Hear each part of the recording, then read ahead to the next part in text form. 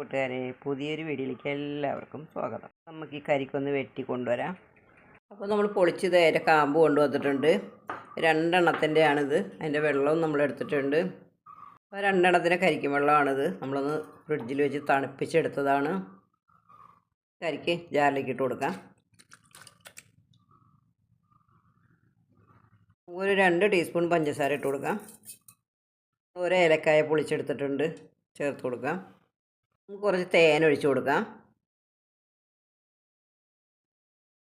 കുറച്ച് നമുക്ക് കരിക്കിൻ്റെ വെള്ളം ഒഴിച്ചൊന്ന് നന്നായിട്ടൊന്ന് അടിച്ചെടുക്കാം. നമുക്കൊന്ന് അടിച്ചെടുത്തിട്ട് വരാം. നമ്മളൊന്ന് അടിച്ചെടുത്തിട്ടുണ്ട്. കുറച്ച് കരിക്കും വെള്ളം കൂടെ ഒഴിച്ച് ഒന്നും കൂടി അടിച്ചെടുക്കാം. നന്നായിട്ടൊന്ന് അടിച്ചെടുത്തിട്ടുണ്ട്. കപ്പിലേക്ക് ഒഴിച്ചു കൊടുക്കാം. നമുക്ക്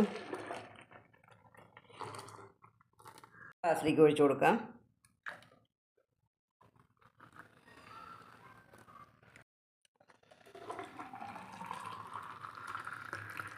ഈ വേനൽ ചൂടിൽ നിന്ന് നമുക്ക് രക്ഷപ്പെടാൻ വേണ്ടിയിട്ട് നമ്മളിങ്ങനത്തെ ജ്യൂസുകളൊക്കെ തയ്യാറാക്കി കുടിക്കുക.